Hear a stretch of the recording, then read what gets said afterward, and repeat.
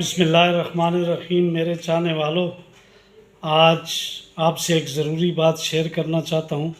2 دن پہلے میں نے ایک ویڈیو بیان جاری کیا جس میں نے کہا تھا کہ میرا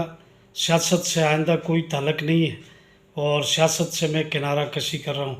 آج اس کی وضاحت کرنا چاہتا ہوں اور وضاحت ضروری بھی ہے۔ دیکھیں، سب سے پہلے تو ویڈیو کے آخر میں نے کہا تھا کہ پی ٹی آئی میں آخری امیدوار ہوں گا۔ تو میرے دوستو، میرے کچھ تحفظات تھے، کچھ مس انڈرسٹینڈنگ تھی اور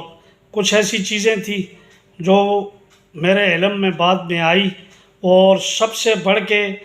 تحصیل اگی کے پی ٹی آئی کے ذمہ داران اور ڈسٹرکٹ کے ذمہ داران اور جتنے بھی پی ٹی آئی کے ایک ساتھی ہیں، انہوں نے مجھ پہ اعتماد کیا، خاص کر کے نوابزادہ فرید صاحب اور نوابزادہ عصام صاحب۔ میں ان کا دل کی گہرائیوں سے مشکور بھی ہوں اور شکریہ بھی ادا کرتا ہوں، اور اس میں ماجد صاحب کو سیکرٹری جنرل بننے پر مبارکباد پیش کرتا ہوں، اور حبیب بسی خیل بھائی کو تحصیل اگی کا صدر بننے پر مبارکباد دیتا ہوں، اور اس کے علاوہ جتنے بھی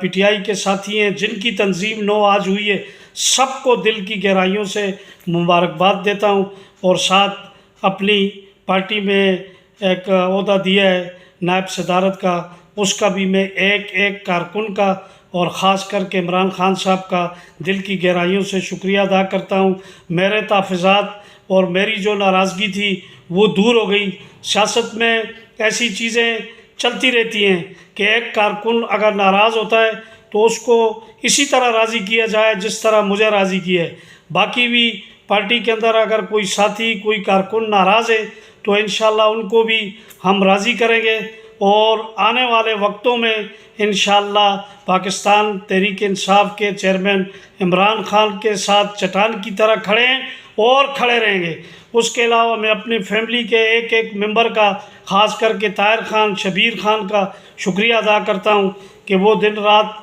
میرے اس پریشانی میں ساتھ رہے،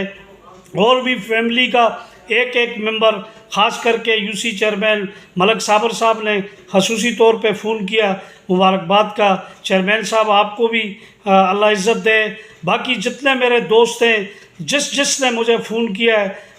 میں سب کا دل کی گہرائیوں سے شکریہ ادا کرتا ہوں، اور آج یہ عہد کرتا ہوں کہ انشاءاللہ